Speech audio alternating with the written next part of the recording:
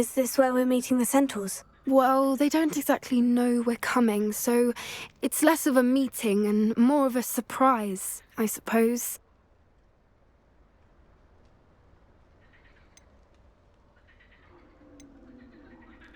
Once we tell them about the Snidgets, they'll understand why we came and they'll want to help. I hope you're right. Perhaps they'll be able to tell that we're sincere. There's something about them that's so knowing. It's almost unnerving.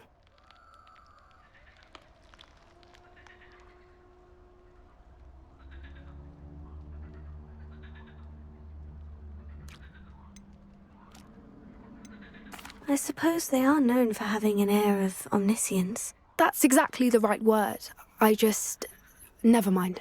What is it? It's nothing, truly. We've no secrets to hide. That's right. We'll simply be honest with them about what we're trying to do.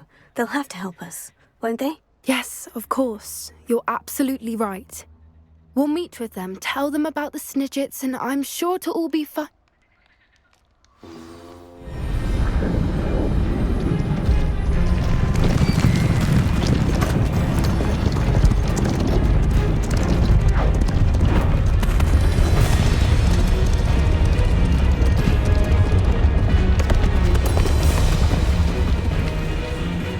What do you think you're doing here, humans? Please! We were hoping to speak with you. Ah! I suppose you'd like a tale for your friends of the time you spoke to a centaur, and it spoke back. No, never! We're here because we need your help. Enough! You made a grave error in judgment in coming here, little witch.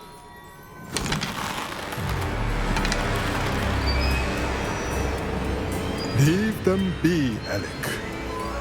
We do not harm the young. It is not our way. You forget your place, old fool. I'm the leader of this herd, and while you cling to our way, their kind continue to slaughter beasts like us without a care! From what I can see, they have slaughtered no one. They will leave here unharmed. Mark my words, Doran. If I ever see them again, it will be all 3 of your heads.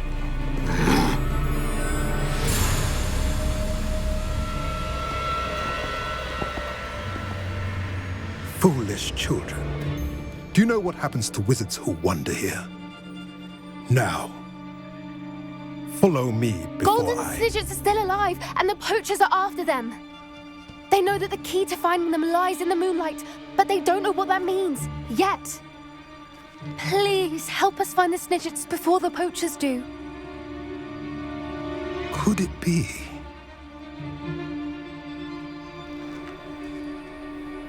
In the south, there is a cave within which lies what the poachers seek. A moonstone. Retrieve it and place it in the henge in the forest. I, on the other hand, must go speak with the herd. Find me after you have done this.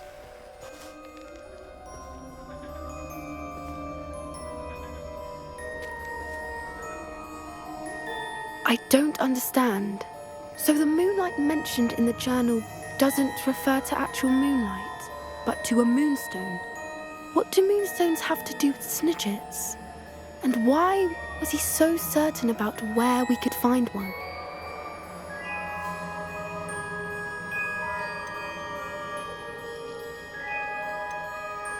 Isn't moonstone all around us? Why retrieve one from a cave? Knowing centaurs, I suspect he's referring to a specific moonstone. We'll likely know it when we see it. I don't know, but I am inclined to believe him, what with his being a centaur and all. I am too. It is a shame how quickly he left. What was his name? Doran. That's what the leader of the herd called him. Well, if Doran knows something we don't, I'd rather act now and ask questions later. I can head to the library and start looking into the cave you mentioned. I'm ready to do what's needed to take Harlow down. I know you have a plan. We must gather information from the friends of Mr. Bickle that Archie and Mrs. Bickle mentioned. Agabus Filbert, Otto Dibble, and Mr. and Mrs. Rabe. All right. I suggest that you speak with each of them while I head to the Hog's Head. I saw some Ashwinders heading there. And as my mother would never go near the Hog's Head, she is less likely to learn of my activities than if I were to wander the village questioning its residents. Where am I to find these friends of his? I do not know about Mr. Rabe, but his wife, Daisy, is often in Hogsmeade, as is Agabus Filbert. And Otto Dibble, he works at Gladrags, so you will likely find him there. What sort of information am I trying to gather from these people? They may know what evidence Mr. Bickle had against Harlow, or they may have evidence of their own. We simply need to know whatever they know. Very well. I'll speak with them. See what I can learn. I knew I could rely on you. We need to know how they are being blackmailed by Rookwood and Harlow. Meet me here after you have spoken with them. Mr. Dibble, may I speak with you? It's about Theophilus Harlow. I've nothing to say about him. May I interest you in a stunning cravat today? Please, sir, I would like to help. I spoke to Mrs. Bickle. You know the Bickles? All right. But we must be discreet. Can't have Mr. Hill hearing this. I know Mr. Hill. He was kind to me the day of the troll attack. Oh, he's a good man. But even he wouldn't understand about Harlow. It started a few weeks ago. I was distracted, reading a note, when you-know-who came into the shop. I hid the note behind the counter and offered to help him. He stared at me for a moment, then asked me to check on an order he'd placed. I went into the storeroom to check on what turned out to be a non-existent order. When I returned, he was holding the note. What was in the note? It was a note from Rosie Hill, Mr. Hill's daughter. You see, we've been, secretly engaged these past 6 months. We haven't told Mr. Hill yet. I dare say he has higher hopes for her. Harlow advised me in no uncertain terms that my relationship with Rosie, not to mention my employment here, depended upon my cooperation. What did he ask you to do? It all happened so quickly. In an instant, he took a very expensive scarf from the counter, pocketed it, and smiled. He said, "Your secret is safe as long as I can supply my lady friend with delightful items like this every so often." I've been able to cover for his requests until now with some creative bookkeeping, but I can't keep it up for much longer. I'm terrified to say anything. I could never live without Rosie.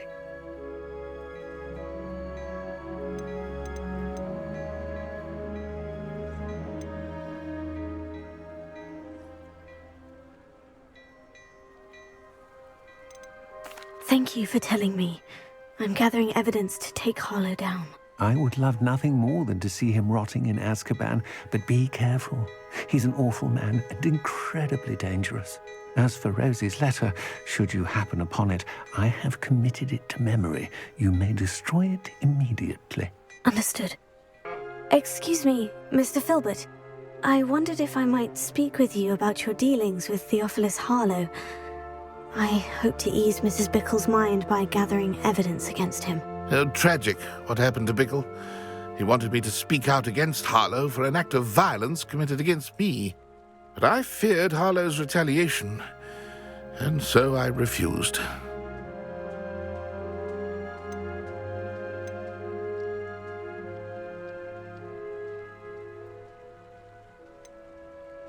You may have shared Mr. Bickle's fate if you had spoken out against Harlow, as he requested. Unfortunately, I suspect you're right. You said that Harlow committed an act of violence against you. Could you tell me what happened? Before my extraordinary wife, Dulcibella, passed away, she had just completed a small book of poetry. As a surprise for her birthday, one she never had the chance to celebrate, I had the book beautifully bound and plated in gold. One day, Harlow came calling to punish me for having spoken out against the Neanderthals that comprise Rookwood's lot. Before I knew it, I'd been petrified, and Harlow was rifling through my home. He found the book of poetry, with its exquisite gold plating. I watched helplessly, lying there in my entranceway as he walked away with the book, laughing as he went. I was shaken to my core, still am, to be honest. I imagine you fear Harlow retaliating again. But Do you mind if I share this information with Officer Singer? I suppose I have no choice. This extortion can't go on forever. You can pass it on to anyone who may be willing to help. Expulso!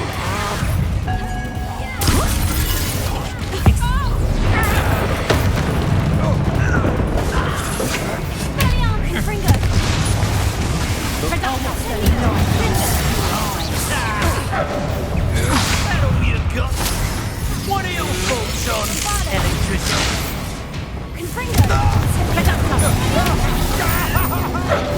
That's mine! Hardly felt. Incendio! It burns! Disarm my wand, feel my wrath, expulsor! Rookwoods don't go down easy!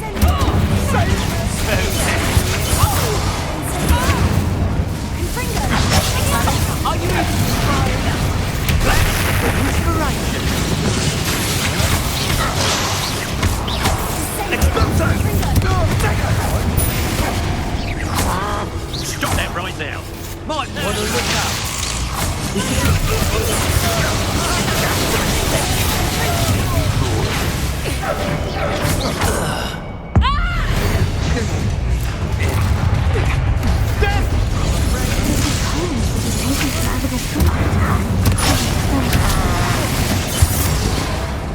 Now you've gone too far.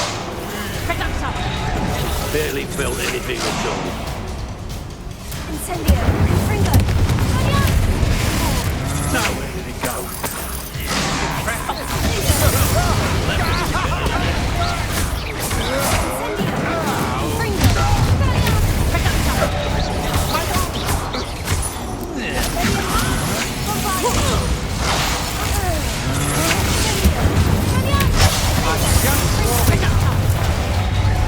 That's more! That all you got? Incendio! That's not very nice, is it? I want... Pay for your deed. Quite conductive, aren't we?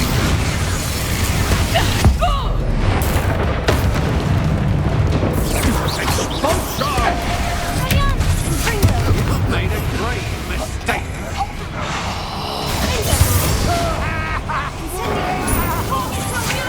Really wig with that! You're going to regret that.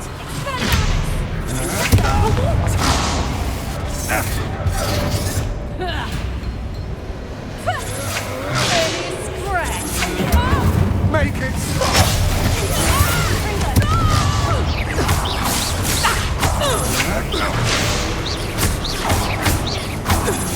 Pay for your deed. You've made a great mistake.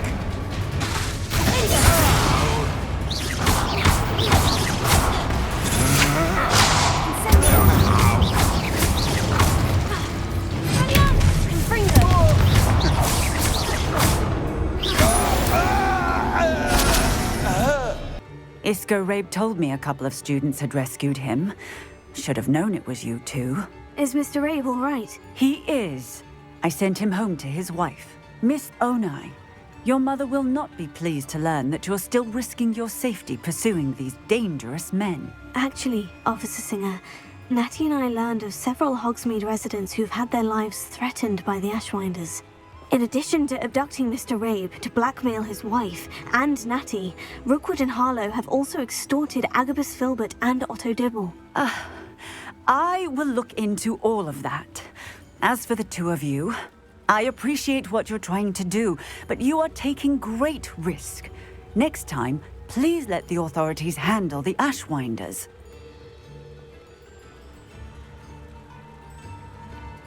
Yes, officer. Do you have enough evidence to take down Harlow and the rest of Rookwood's lot? Well, it's certainly a good start. We shall see. But you can leave this to me now. Are you in some sort of trouble? Nearly attacked by wolves, I was. Only just escaped with my life. I need to be better prepared next time. Could use some thunder brew. I don't suppose a student like yourself would be in possession of such a thing? I'm afraid not. I'd help you if I could, but I don't actually have anything with me. Well, that is unfortunate. I was hoping you'd be better prepared. I still can't believe we escaped the Ashwinders. You may not realize it, but you are the talk of the school since you saved me that day. I wonder how everyone knows about it. I told my mother in the hope that she would be more forgiving of what I have been up to if it came from me. She likely told other professors, and news travels quickly. Unfortunately, she might, in fact, have been even less forgiving than I'd hoped.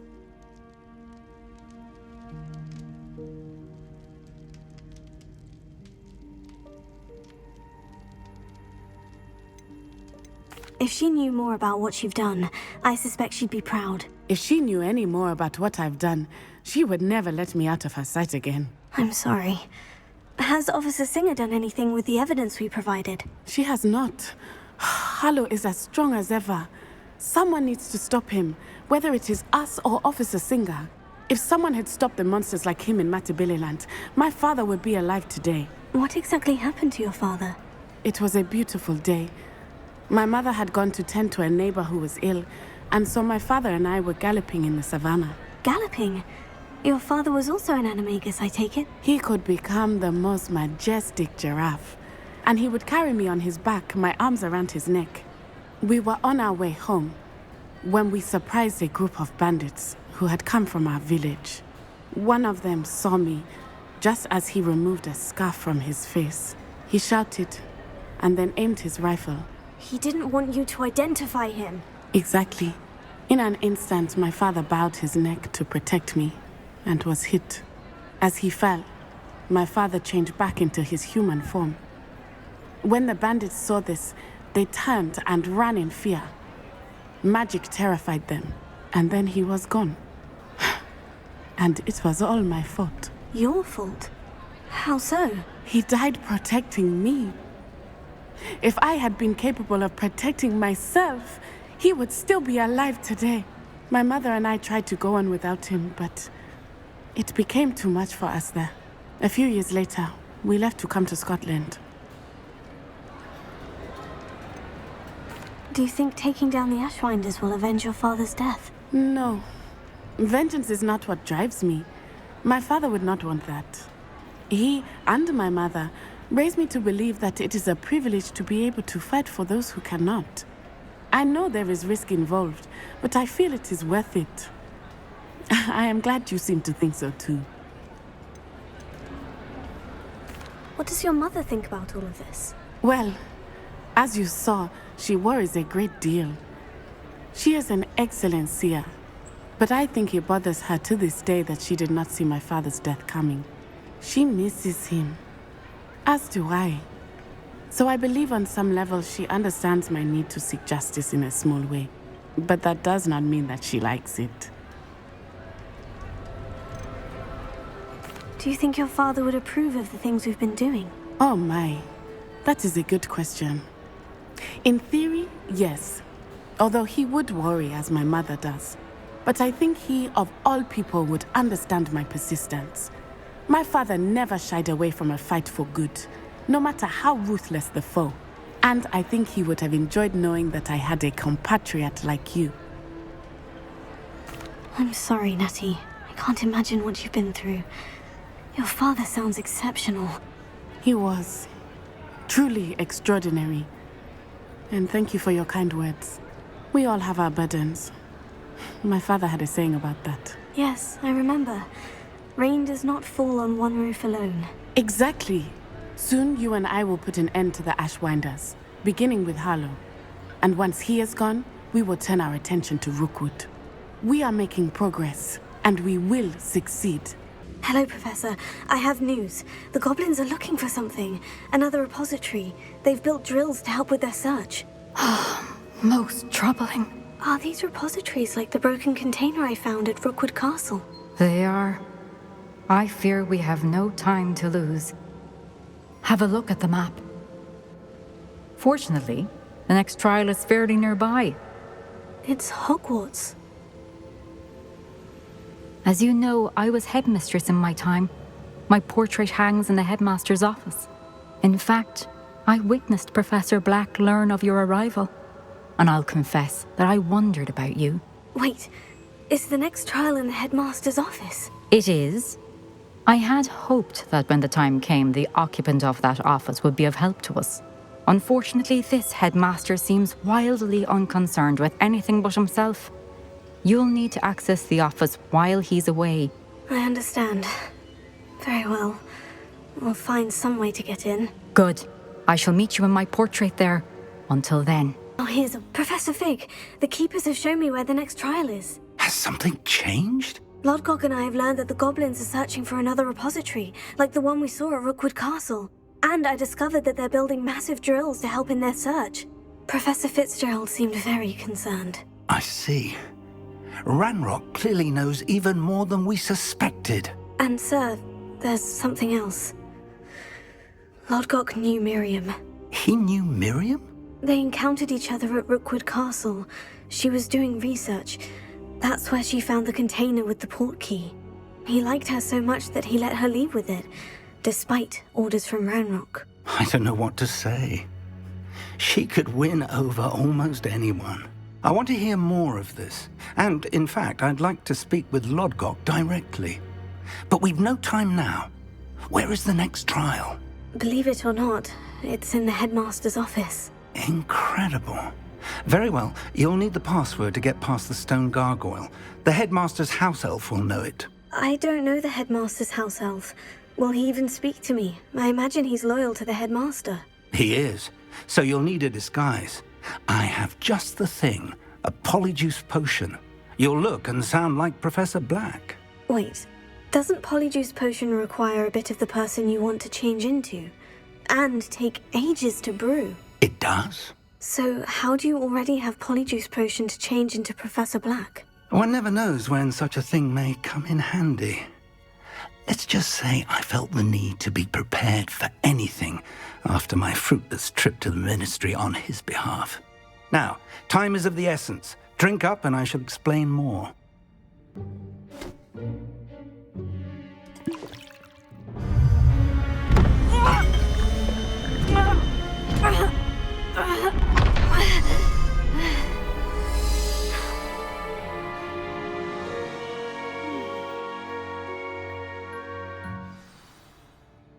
How do you feel? Incredible. I won't forget that taste anytime soon. How do I sound? Convincing. I've taken the liberty of transfiguring your robes. As we discussed, you'll need the password from Scrope, who could be anywhere in the castle. You might look for Professor Kagawa. She's taken to badgering the poor elf about Quidditch in the hopes that he can convince Black to change his mind. Thus far, unsuccessfully. I see. But what if Professor Black sees me? Leave him to me.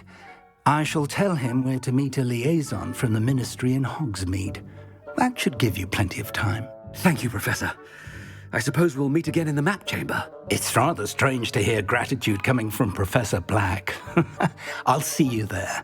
Remind me of the password to my office. Oh, but Master made Scrope swear never to tell anyone, even Master himself.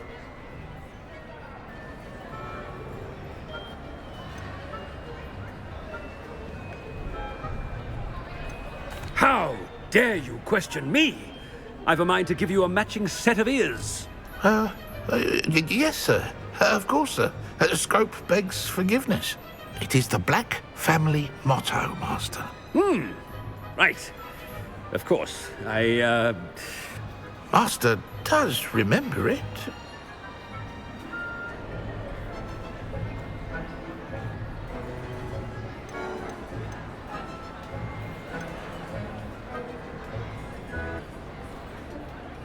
It's pure bloods forever, isn't it?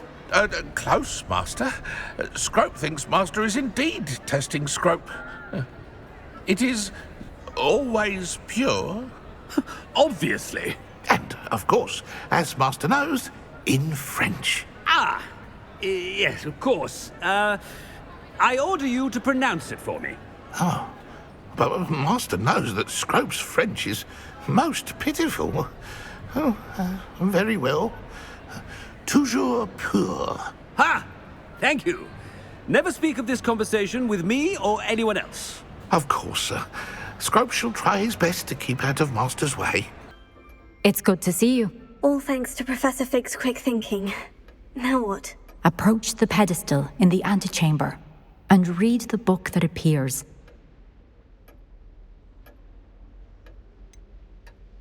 What can I expect to find in the book? A story. I cannot say more.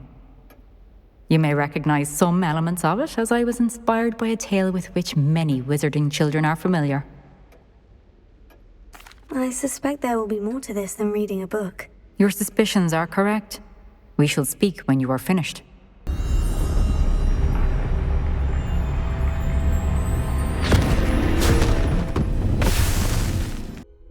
Where am I? Professor Fitzgerald, can you hear me? I am here. In this place, you may call me Neve. You shall be witness to a fable. Pay attention. Things are not always as they seem.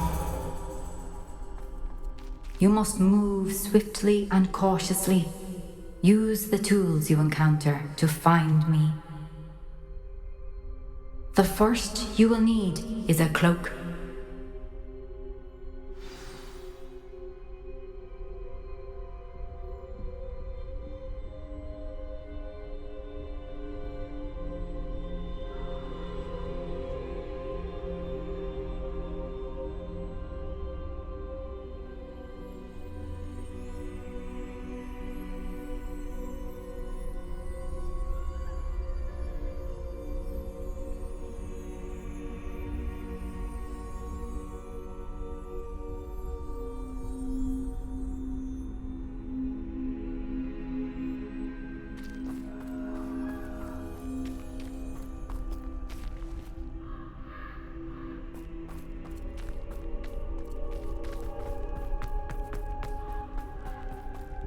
In this place, as in life, death takes many forms. Avoid each of them at all costs.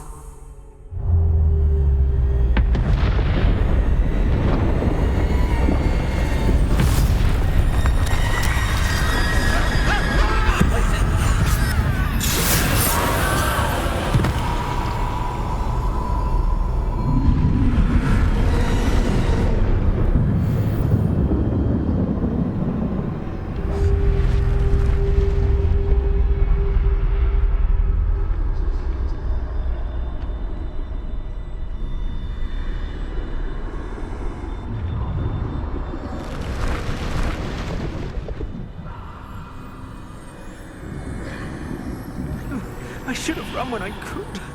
I'd be free by now. They're gone. For now. I need to get out of here. Where could Neve be? I need to time this just right.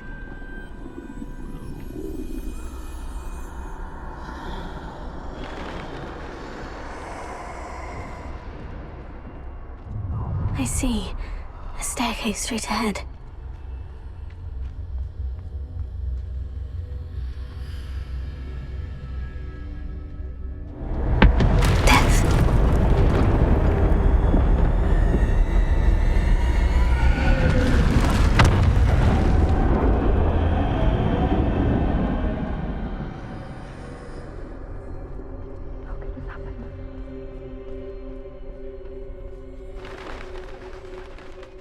A ladder.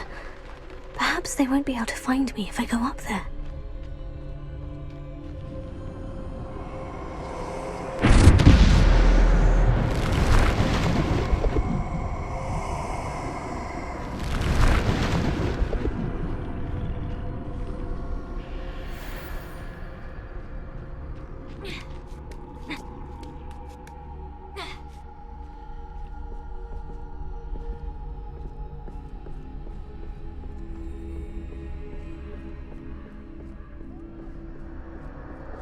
I'd best move while I can.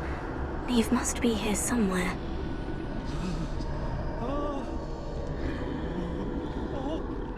Too many. I must cross this road as fast as I can.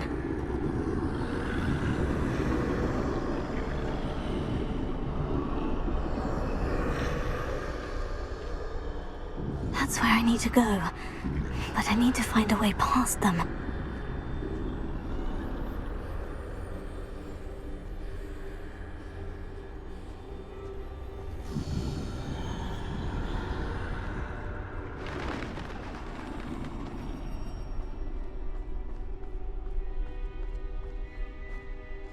Nothing this way but more danger. Must be another way to find you. I need to turn back. There's no getting past them that way.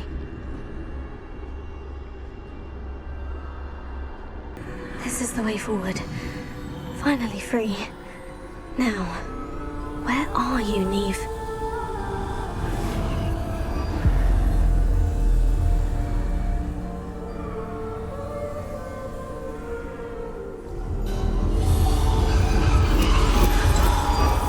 You have outrun death thus far, but have yet to find me. Keep searching, but this time you will be unable to hide. Wield the wand you see before you. Do not squander its extraordinary power.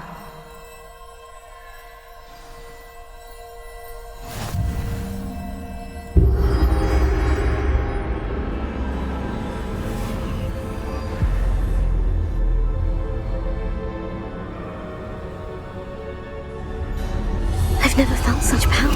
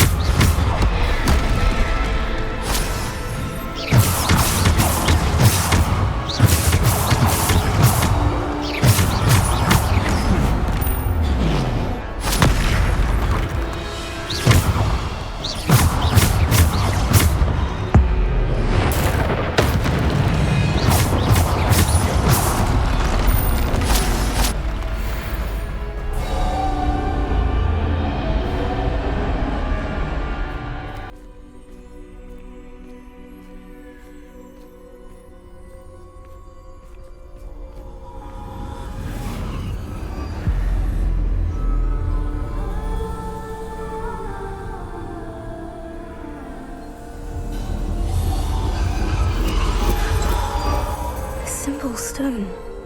This must be for me.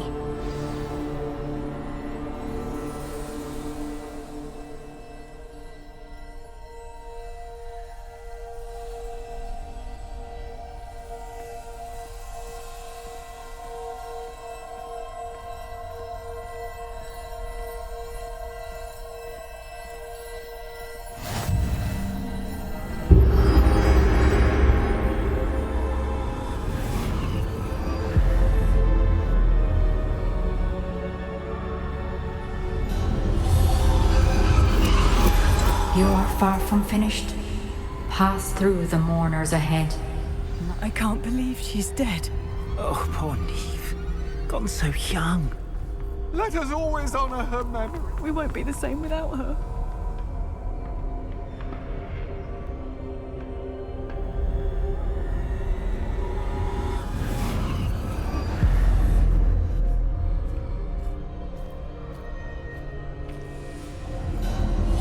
You found me, but you cannot undo what has been done.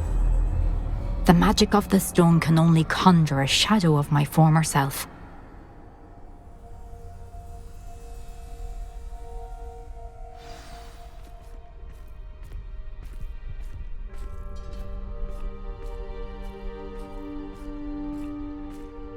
But there's no light without shadow, as there is no shadow without light.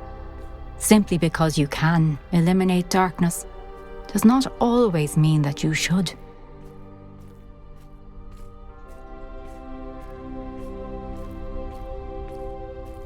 Remember that as you witness my memory.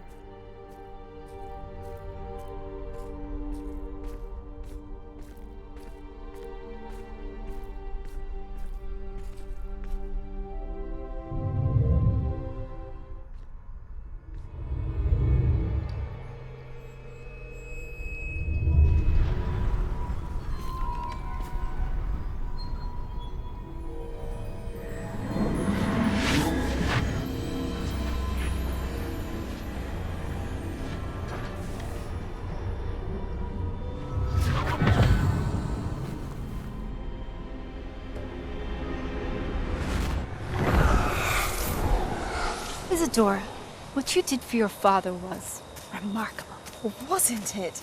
And Percival needn't worry about the strands of emotion or the traces that this magic leaves. I found a way to contain all of it. You haven't stopped. Goblin Silver. You spoke to a goblin about this. Don't worry, he has no idea what we're containing. We don't know what effect any of this may have. The emotions, the dark traits. You sound like Percival. And as it happens, I do know.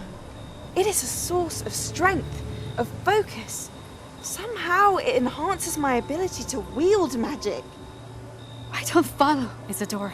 I think we can harness it. Power like this is not to be toyed with. In the wrong You hands, saw what I did for my father. Oh, Neve, imagine the good we could do. Everyone is in some kind of pain.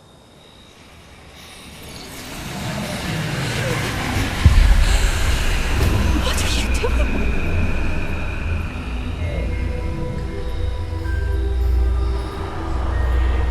Breathe it in. Can you feel it? Oh, Isadora. This must stop. All of it. You've kept this power to yourselves for so long because you fear it. I choose to embrace it.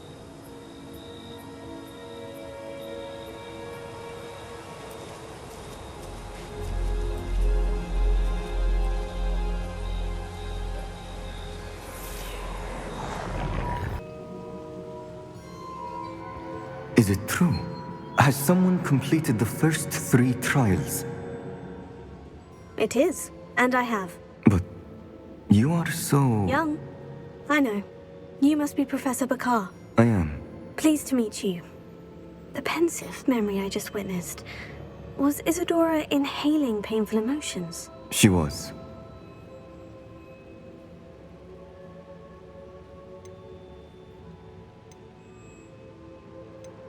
I found it disturbing. But how did she gain power from it? How did she harness it? It was disturbing. Although I wonder that you are asking about her power.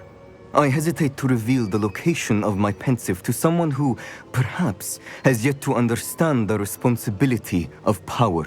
I can assure you, Professor, I do. In fact, what you don't yet know is that a dangerous goblin called Ranrock has accessed the repository at Rookwood Castle. He has learned to harness the contents of it as a source of immense power. He plans to use that power against wizard kind. We have no time to waste. I see. Nonetheless, the knowledge you shall gain after you witness my memories is too valuable to share without further consideration. I shall require time to confer with the other keepers. It seems we have no choice but to wait, frustrating as it is. I heard what you told Professor Bakar.